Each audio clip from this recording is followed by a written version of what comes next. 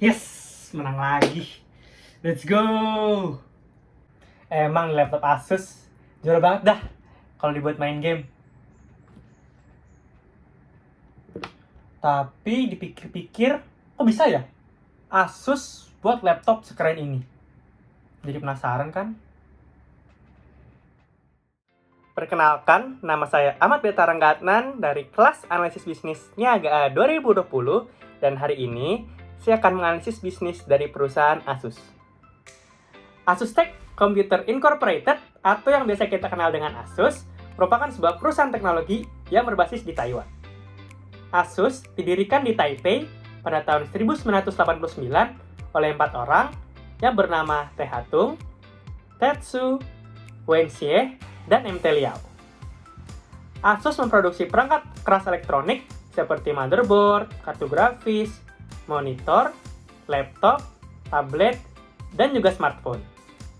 Pada tahun 2021, Asus menempati posisi ke-6 dalam market share personal computer vendor dengan persentase sebesar 6,4%. Di Indonesia, Asus menguasai pasar laptop tanah air dengan pangsa pasar sebesar 43% di tahun 2021. Selanjutnya, saya akan membahas mengenai ruang lingkup dan model bisnis perusahaan. Kita dapat menganalisis ruang lingkup dan model bisnis perusahaan Asus dengan bisnis model kanvas. Yang pertama ada customer segments. Asus membagi pelanggannya ke dalam berbagai segmen seperti keluarga, pebisnis, desainer, dan juga gamer. Dengan berbagai jenis produk yang diproduksinya, Asus dapat menargetkan pelanggan mereka secara langsung berdasarkan preferensi dan juga kebutuhan mereka. Yang kedua, ada value propositions. Asus menyediakan berbagai jenis peralatan komputer berdasarkan kebutuhan pelanggannya. Asus menjanjikan bahwa produk yang diproduksinya dibuat dengan bahan yang kuat dan tahan lama, sehingga produknya memiliki masa pakai yang lama. Ketiga, ada channels. Asus memiliki toko fisik, web, dan juga service center untuk menjangkau pelanggan mereka. Selain itu, ada juga retailer dan reseller, baik online maupun offline, yang juga membantu Asus untuk meningkatkan penjualan produk mereka. Yang keempat, ada customer relationships. Asus membangun komunitas pengguna yang kuat yang memungkinkan mereka untuk dapat bertukar pengetahuan dan memecahkan masalah mereka satu sama lain. Asus juga mengizinkan pelanggannya untuk menulis review dan berdiskusi secara online di blog yang mereka buat. Yang kelima, ada revenue streams. PC, gadget, dan juga peripheral merupakan sumber pendapatan utama dari Asus. Namun, lisensi paten teknologi Asus oleh perusahaan lain juga memberikan kontribusi pendapatan yang cukup kepada Asus. Yang keenam, ada key resources. Sumber daya utama Asus adalah tim desain dan engineer yang berpengalaman. Mereka lah yang menciptakan sebuah fondasi yang kuat bagi Asus untuk melakukan inovasi dan perubahan yang berkelanjutan. Yang ketujuh, ada key activities. Kegiatan utama Asus adalah mulai dari merancang produk, merealisasikannya dalam proses manufaktur untuk produksi massal, dan kemudian mendistribusikannya ke konsumen dengan bantuan kegiatan pemasaran. Yang kedelapan, ada key partners. Supplier atau pemasok adalah mitra yang penting bagi Asus untuk memenuhi kebutuhan material yang diperlukan dalam proses desain dan juga manufaktur. Selain itu, ada juga reseller dan retailer yang merupakan distributor yang dapat membantu Asus untuk dapat masuk ke pasaran. Yang kesembilan, ada cost structure. Biaya yang dikeluarkan oleh Asus terdiri dari biaya manufaktur atau produksi, biaya pengembangan produk, biaya pemasaran dan penjualan, serta biaya umum dan juga administrasi. Selanjutnya, saya akan membahas mengenai analisis internal perusahaan dengan menggunakan SWOT analysis. Yang pertama, ada strength. Asus memiliki kekuatan dalam brand image dan juga brand recognition mereka. Asus memiliki image yang baik di mata masyarakat karena menghasilkan produk teknologi yang kuat dan juga tahan lama. Selain itu, Asus juga memiliki market share yang sangat tinggi di tingkat internasional dengan persentase sebesar 6,4% di awal tahun 2022. Asus juga terkenal dengan produknya yang memiliki value for money yang tinggi. Hal ini dikarenakan Asus menciptakan efisiensi produknya dengan matang. Asus juga memiliki diversifikasi produk yang melimpah sehingga dapat menjangkau berbagai elemen masyarakat. Yang terakhir, research dan desain Asus sangat baik sehingga dapat menghasilkan produk yang up-to-date dan inovatif setiap harinya. Selanjutnya, saya akan membahas mengenai weakness. Meskipun begitu, Asus memiliki kelemahan di dalam distribusinya, yang berdampak pada kurangnya market share di internasional. Asus kalah jauh dengan pesaingnya seperti Lenovo, HP, dan Dell yang memiliki market share di atas 17%. Selain itu, strategi marketing yang dilakukan juga masih kurang. Asus tidak memiliki khas dalam pemasarannya jika dibandingkan dengan Apple dan Lenovo yang sangat gencar dalam marketing communication-nya, dalam event, iklan internet, dan juga media sosial.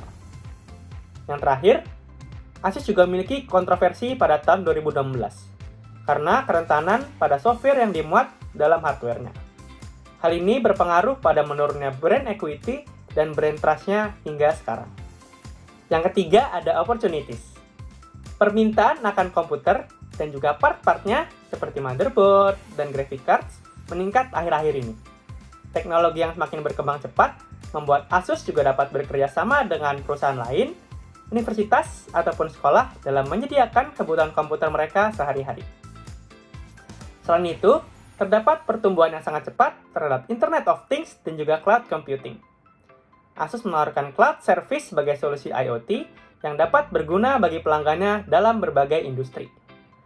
Perkembangan tersebut jelas sangat berpengaruh positif terhadap perusahaan ke depannya. Yang terakhir, ada threats.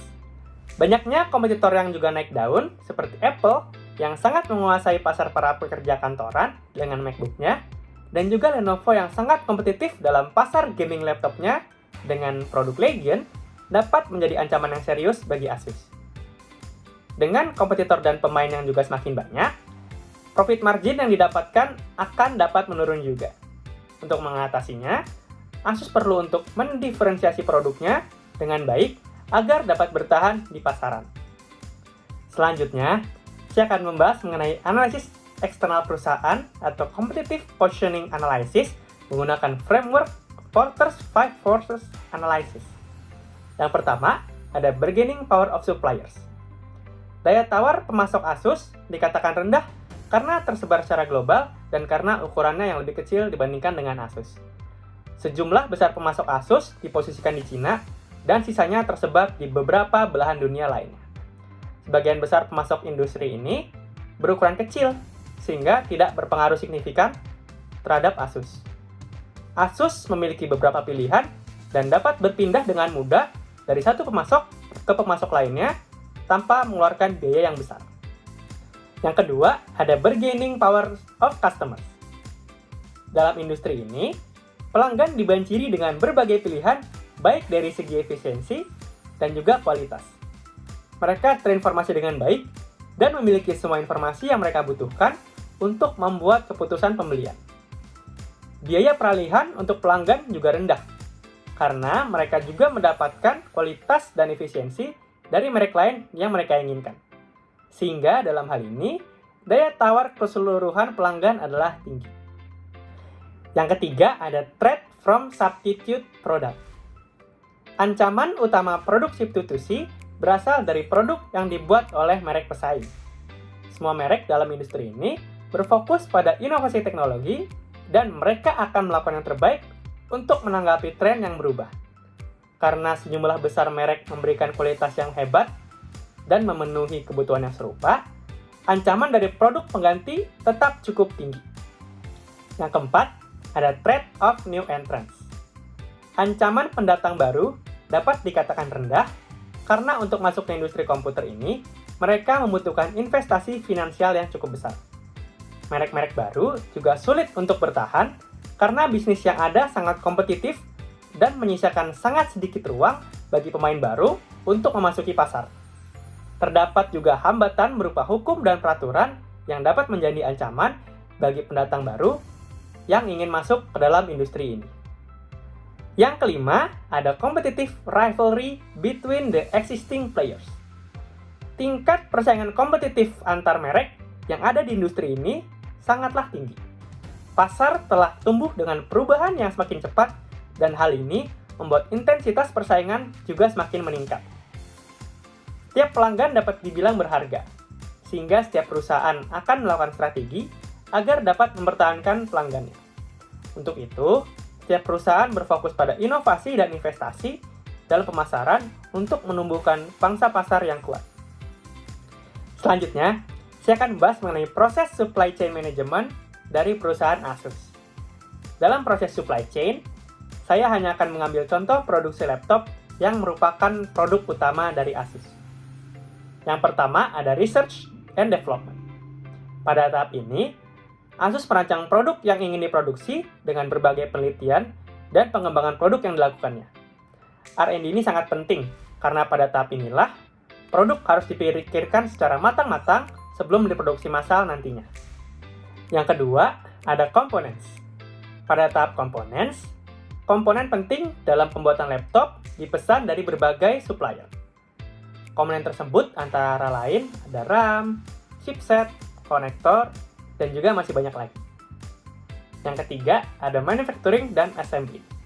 Pada tahap manufacturing, laptop dirakit dengan komponen-komponen yang berasal dari supplier, seperti RAM dan juga chipset, dan digabungkan dengan komponen-komponen buatan Asus, seperti motherboard dan juga monitor ataupun display.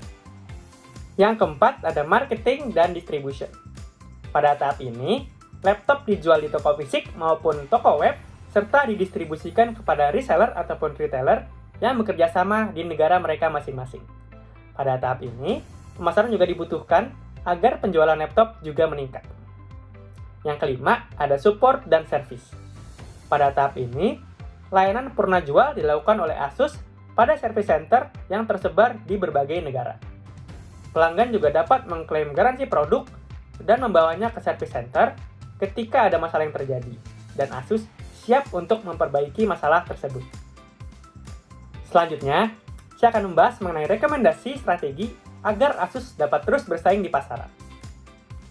Dengan berbagai kelemahannya tadi, ada beberapa strategi yang dapat dilakukan oleh Asus agar dapat tetap bersaing di pasaran. Yang pertama, terus berinovasi dan menciptakan hal-hal baru yang unik. Dengan inovasi yang berkelanjutan, Asus dapat mempertahankan dan bahkan meningkatkan pangsa pasar di kancah dunia. Dalam hal ini, Asus perlu untuk memperkuat divisi R&D agar dapat menciptakan produk yang inovatif dan dapat up to date terhadap perubahan zaman. Produk inovatif terakhir yang saya sangat kagumi adalah Asus ZenBook Duo yang sangat inovatif karena terdapat tambahan layar yang cukup besar yang sangat fungsional bagi editor dan juga desainer. Diharapkan Asus dapat untuk menciptakan produk seperti itu agar dapat bersaing nantinya di kancah internasional lebih banyak lagi. Yang kedua, jalin hubungan kepada pelanggan dengan lebih baik lagi. Asus perlu untuk menerapkan taktik marketing yang lebih agresif agar dapat menjangkau pelanggan lebih dekat dan juga lebih luas lagi. Gunakan media sosial dan iklan di internet dengan maksimal agar calon pelanggan lebih terikat dengan perusahaannya. Seperti contohnya Netflix yang selalu berkomunikasi dengan pelanggannya melalui tweet-tweetnya di Twitter. Yang ketiga, tingkatkan sistem distribusi dan pelayanan purna jual. Sebagai sebuah perusahaan multinasional, Asus harus dapat memperbaiki strategi distribusinya agar produk dapat tersebar dengan baik dan menjangkau pasar yang luas. Lakukan juga kerjasama dengan berbagai perusahaan lain dan institusi pendidikan sebagai pemasok kebutuhan komputer mereka. Distribusi tersebut juga harus diimbangi dengan garansi panjang, jumlah service center yang banyak, dan pelayanan purna jual yang prima, agar pelanggan merasa yakin ketika ingin membeli produk dari Asus. Oh gitu. Pantes aja, Asus selalu bisa ngeluarin produk-produk yang keren banget. Oke deh, gue lanjut main game kedua ah.